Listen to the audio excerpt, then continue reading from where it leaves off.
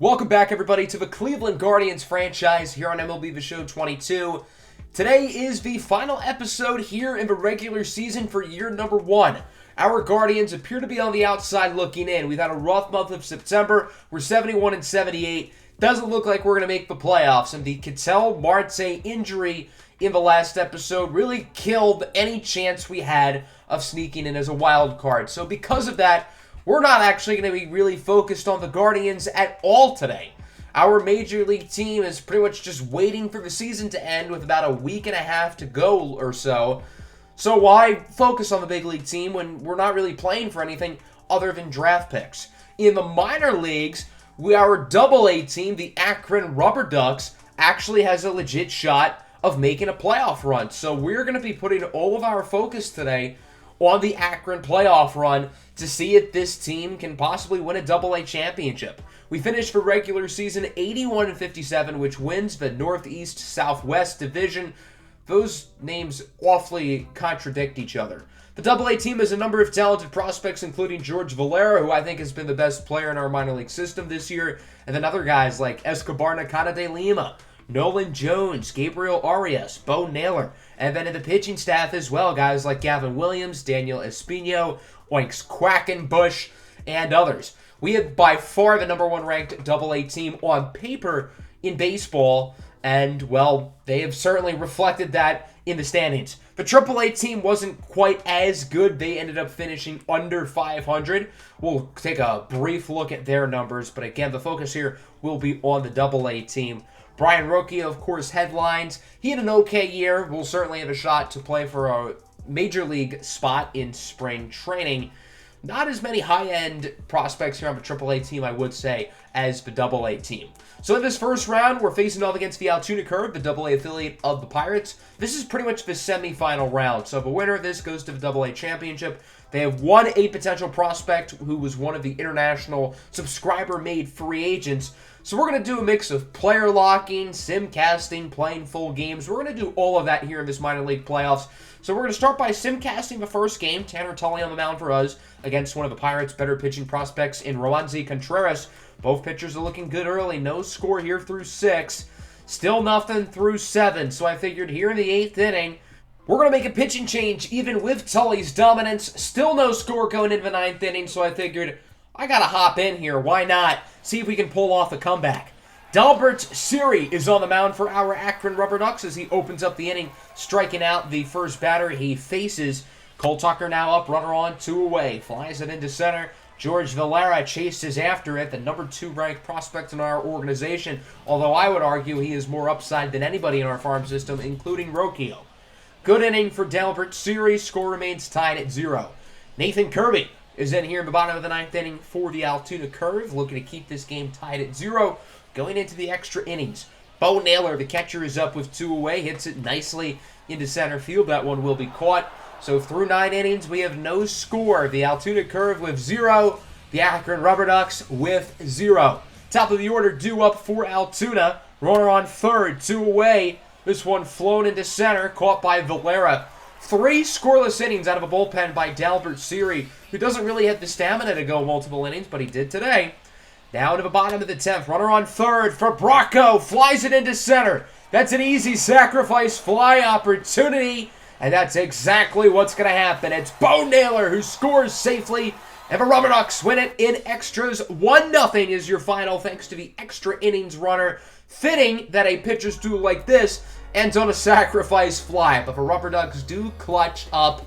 Good work from Aaron Bracco in order to help us get the win there. Both teams with only 5 hits, 2 errors from each side. Neither defense really showed up. So that'll bring us into Game 2. We're going to simcast this one as well. Gavin Williams on the mound here for us against Tanaj Thomas. The Curve up early. They lead at 3-0. We make a pitching change into the 5th. Tanaj Thomas is dominating. He is not allowed a hit yet. Still a no-hitter going into the 8th inning.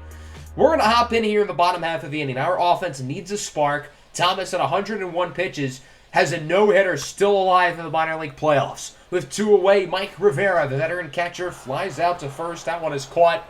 Tanaj Thomas is 3 outs away from a no-hitter. Our offense has 1 run in the playoffs. 1. And we've had 17 innings to hit.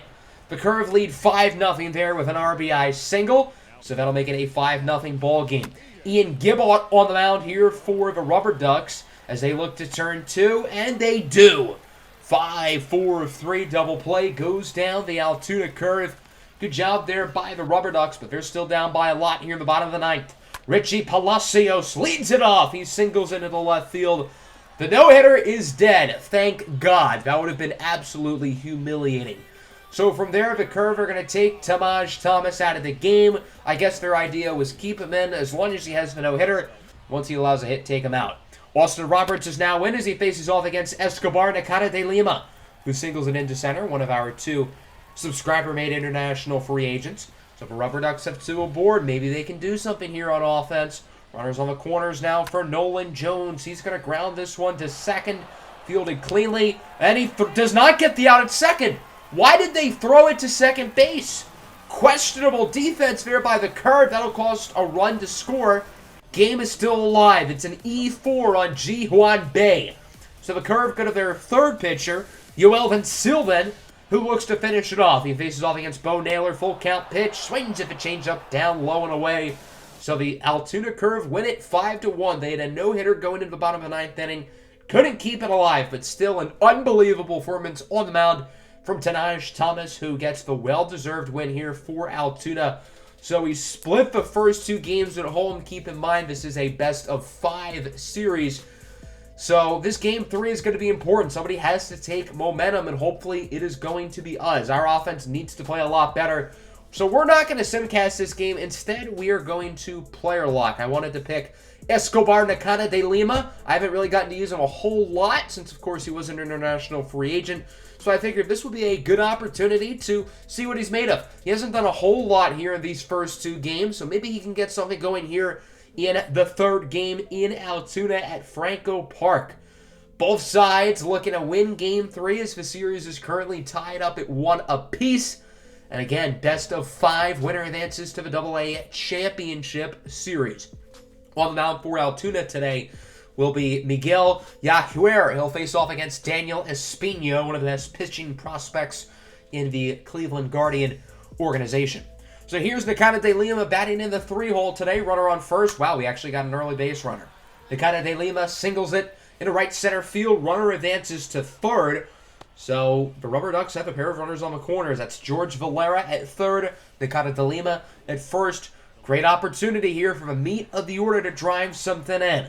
That'll start with Kevin Alcantara. Grounds it to 1st. They're going to look to turn 2, and they do. The Curve with the 3-6-1 double play that'll get through the inning as we move forward here. As I talked about, the Panama native Daniel Espino starting today for the Akron Rubber Ducks here in the bottom of the 1st inning. It's Mohamed Abdul-Shalalmu. God, I hope I said that name right. Hits this one high and deep into right field. Escobar Nakata de Lima chases back at the track at the wall. It's gone. A solo home run. And the Curve are on the board. They take a 1-0 lead. Not the start that Daniel Espino wanted there as we go to the 4th. No score change. It remains 1-0. Nakata de Lima up. 1-0 count. Lines it to 1st. Good play by the first baseman to field it cleanly for the out. Miguel Yahuere is pitching very well in this ball game. We'll see if he can keep it going as we move to the 5th. Still 1-0. 2 outs. Bases loaded. What an opportunity for Nakata de Lima, who's going to pop it up into right. He had a real shot to do some damage. That one was in foul territory as well, but caught. So Escobar Nakata de Lima leads the bases loaded. He had a great opportunity to break this game and playoff series wide open, but could not. Bottom 5, 2-0 ball game now. It's not going to get any better. Nakata de Lima misplays the baseball. Another run will come in to score. It's now 3-0. The center fielder Valera has to pick it up as it's now 4-0. 2-run triple for the Altoona Curve. And Akron looks to be in a little bit of trouble with this 4-run deficit, but they would make up some runs here as the deficit is within 2. 2 away for Nakata de Lima. Singles it into left field. His second base hit of the game. The Akron offense is starting to get something together. The tying run is up to the plate. It's Kevin Alcantara, 2 for 3 today. He's had a good day. He's going to fly this one into right field. Nakata de Lima didn't realize there's 2 outs. It doesn't really matter as it ends up being caught. Productive inning, though, for Rubber Ducks, only down by 2, but they've got some damage control to do. They want to win this ball game. Look at the score here in the 8th inning. It's 5-4. Akron is winning. Runners on the corners, 1 away for Rodolfo Castro, who flies it into deep right field. Nakata de Lima makes the catch, going to try to throw the runner out at home. He just doesn't quite have the arm to do it. So this game is tied up at 5, and with how close this is, we're going to go off player lock mode, and we're going to play out the rest of the game. Now, fittingly, it is Escobar Nakata de Lima who leads off the 9th inning. Grounder to second, going to be a close play. They got him. Good defense, but the Altoona curve by Ji-Hwan Bae to get the first out of the inning. 2 away here for Nolan Jones. He's been very good, 3 for 4, trying to make it 4 for 5. Unsuccessful, as this one is going to be grounded cleanly over to first. The curve get the play. So now we head to the bottom of the 9th inning. Kirk McCarty is in for the Rubber Ducks, trying to send this one to extra innings. We already had Game 1 going to extra innings. We'll see if Game 3 follows suit. Ji-Hwan Bae is up with 2 away. He's going to hit this one into the right center gap. Valera over to it. Not quick enough as Bae slides into second. A 2-out double. And now the Altoona Curve have a runner in scoring position. They can win it right here. It's Sammy Ciani. Flies it into right. Nakata de Lima chases after it. And for the second time in this playoff series, we are headed to extra innings into the 10th. Will either side break away in this game? Take a 2-1 lead. Runner on third here, 1 away for Gabriel Arias. He's going to line it into right field. That'll go for a base hit. Run scores. Akron takes the lead. Clutch hitting from Arias, one of the best prospects in this organization. 2 away now for Mike Rivera, who hits it high and deep into right center at the track, at the wall. It's caught. Not a bad inning. The Rubber Ducks score 1, but we head to the bottom of the 10th inning only with a run lead and a runner in scoring position. Thomas Ponticelli is in for the save. His first batter is Mohamed Abou-Dushalamu.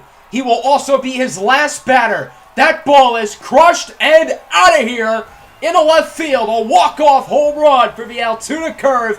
Mohamed Abou-Dushalamu with the 2-run shot, crushing the hearts of the Akron Rubber Ducks. And the Curve take a 2-1 series lead here in the semifinals. We had this game won until we didn't. The offense clutched up late, but the bullpen choked it away. Thomas Ponticelli with the loss. He only faced off against 1 batter, but allowed the game-winning run to cross home plate and give Altoona the win. So we do not have any more margin for error. We have to win these next 2 games. 1 on the road, 1 at home. Got to win them both if we want to make the AA championship. So that'll start us with Game 4. Peyton Battenfield on the mound against Tanaj Thomas. Thomas was the guy who pitched the near no-hitter 2 days ago. Odd stuff. The Major League season is over, by the way. The Guardians finished 74-88. Not good enough to make the playoffs. We'll sort of recap the Major League season at the end of the video today. But our focus right now is on the AA team. I'm curious why they're going back to Thomas. He just pitched over 100 pitches 2 days ago. Is he going to have enough energy here? We're going to player lock George Valera, get another opportunity to use him because, as I said, he has been fantastic this season. So I'm excited to see what he can do. He hasn't been all that spectacular so far in the playoffs, and we could certainly use a big game from him here today. Got to win these next 2 games if we want any shot of the championship and our great regular season in which we finished 24 games over 500 and had the #1 overall ranked team in AA. Could be all for waste. So let's get a look at Tanaj Thomas on not even 48 hours of rest. That is just flat out remarkable. 8 innings, 1 hit in his last outing. He nearly pitched a no-hitter. I don't know how he's going to have enough energy to make it through more than a few innings today. That is just remarkable. I don't think this guy's a human. How can someone possibly humanly do that? Doesn't make sense. So here's George Valera up, hitting in the 2-hole today. His first at-bat is going to be a fly out into left center field. He hit that one pretty nicely, but the play was made successfully for the second out of the inning. Bottom 2 now. Endy Rodriguez is up for the Curve. 1-0 lead in favor of Altoona, so I guess they must have hit a solo home run earlier in the ball game to put themselves up. Certainly a doable deficit as it remains 1-0. Runner on second. Nobody away for Valera. This time he flies it into left. Again, good contact, but runner will tag up to third, so it's not a totally wasted at bat. Bottom four, we're now winning 2-1. Here is Cannon Smith-Njigba. If you follow college football, you may recognize this name. This is the older brother of Ohio State wide receiver Jackson Smith-Njigba, who is arguably the best wide receiver in college football right now. Into the fifth now. Runners on the corners, 2 away. Oh my God, that almost hit him in the nuts. He almost lost all ability to reproduce. That was a close call. Unfortunate that the Rubber Ducks were out there, but still, first baseman, you are awfully lucky, buddy. All right, into the 7th inning. It's 4-1 now. The Curve extend the lead as they say George Valera did not go around, so he's going to draw a walk. Count was full there, so Valera will reach base after all, although not on a base hit. That'll bring up Escobar Nakata de Lima. 3-0 count. He draws a walk as well, so Roberts allows the first 2 batters to reach base. Both Valera and Nakata de Lima are quite fast, 77 and 82 speed respectively. Great opportunity to drive more runs. Doesn't look like that's going to happen. 2 away, fly out into right field. That one is caught. So Akron opens up the inning with a couple of base runners. They do nothing with them. Let's move on forward now. Later into the ball game, we're going to check in here in the top of the 9th. 2 away here for Valera. He's hitting .67 in the postseason. Count is 1-2. Pitch on the way from Nathan Kirby. He goes down looking. So it's a 3-run lead going into the bottom of the 9th. No way we blow this, right? We blew it. The Altoona Curve scored 4 runs in the bottom of the 9th inning to eliminate us from playoff contention. That is really depressing. I thought we had this game won. For a second, I was so confused when I saw everybody celebrating, and then it clicked to me that our bullpen again utterly collapsed. That is an embarrassing way for your season to end, but there you go. The Akron Rubber Ducks season is adjourned despite winning 81 games of a regular season. We are 1 and done in the playoffs. We won the first game in extra innings, 1-0, and then it went downhill from there. Tanaj Thomas didn't pitch nearly as well today. Again, I don't know why he pitched, but they got the win, so they're not really complaining. So there you go. The AA season is now in the books, and season number 1 as a whole is in the books. So we're going to quickly recap everything here, and the next episode will be the off-season, which I'm going to premiere likely this coming Sunday. So as we look at the season recap here, we finished 74-88. Fittingly, the last game of the year we didn't score. I feel like that's kind of appropriate. Let's take a look at the standings. The Yankees, White Sox, and Astros will win their divisions. We finished 3rd in the American League Central. The Mariners get a wild card spot along with the Tampa Bay Rays. We were not all that close. 13 games behind them, so we never really had much of a shot. The Phillies win the East. Dodgers and Cardinals win their divisions as well. The Padres and Brewers making it in as wild cards as well. Let's take a look at the final stats on the season, of course, led by Jose Ramirez, who had an MVP caliber season. Franmil Reyes was great in the second half of the season as well. Other than that, nobody was all that notable. I guess Stephen Kwan had a good rookie year. Miles Straw was productive. The pitching was quite solid. Shane Bieber was probably the best pitcher in the major leagues after the month of May, particularly against Detroit. Our starting lineup was good. Our bullpen was not awful. It was inconsistent, but great in the back end with Emmanuel Clase, who might have been the best relief pitcher in baseball this season. As we look at our team stats, really every offensive stat, we finished, I would say, between 18th and 24th for pretty much all of them. So our offense wasn't the worst in the league, but it was very below average. We struggled to hit for power. Our average was mediocre. We didn't drive in a ton of runs, but we stole quite a few bases, tied for 8th. And the weirdest stat, dead last in walks. That's kind of odd, yet we were 3rd in strikeouts. So we didn't walk a lot, but we didn't strike out a lot.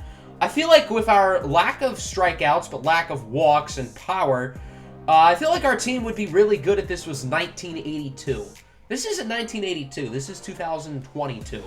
We had a good defense, top 6 in fielding percentage, 24th in ERA. That surprised me. I didn't think we would be that low. I know our pitching was very inconsistent, but I figured our ERA would probably be around the middle. I did not expect it to be 24th. And as you look at the pitching stats, again, kind of all over the board. 4th in walks allowed, that's good. And I do prioritize walks per 9 of my pitchers. And overall, we finished with the 22nd winning percentage, so we're going to end up with like the 8th or 9th pick in the draft or something. We get a couple of awards here. Emmanuel Clase wins the Reliever of the Year award for the American League. Very well deserved. He was top-notch from start to finish this season, made his first All-Star game, and he is under contract for another 4 years. It said Ketel Marte won a Silver Slugger.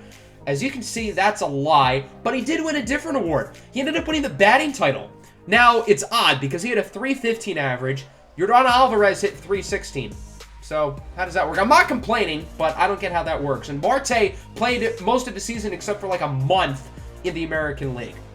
Jose Ramirez was our only other award winner. He won the Silver Slugger for third base. Here's a look at the main awards around the league. The biggest surprise is probably Hunter Renfroe winning the MVP in the National League for the Milwaukee Brewers. That is certainly a weird one. Alek Manoah won Rookie of the Year. All of the Rookie of the Year runners, for the most part, other than like O'Neal Cruz, they were all rookies last year. So the game is clearly broken with that. Jonathan India, last year's NL Rookie of the Year, finished second this year. It's like the Ben Simmons thing all over again. So we are making our way through the playoffs here. Pause if needed, but it looks like we're going to have a World Series of the Dodgers and the Astros. The Dodgers beat the Phillies in the NLCS. The Astros beat the White Sox in the ALCS. Dodgers did it in 6. Astros did it in 5. So these two teams get to rematch. We'll see if the Astros beating the Dodgers in 2017 was a fluke and because of the trash cans. The answer is yes. The Dodgers end up winning in 5. So the Los Angeles Dodgers, the super team of all super teams, ends up winning the World Series. And it makes sense. This is the best team in baseball. But we can say we beat these guys twice this year. For one series we played against them, we won 2 of 3. Pretty cool. That's one of the positives we can take from this season, in which there were plenty of positives and plenty of negatives. I think our team is in a good spot entering this first off season, which again will be next episode, premiering this Sunday. I cannot wait for you guys to see the moves I have planned for this off season. It's going to be a lot of fun. Make sure to hit the like button. Make sure to subscribe to the channel if you are new. Peace out.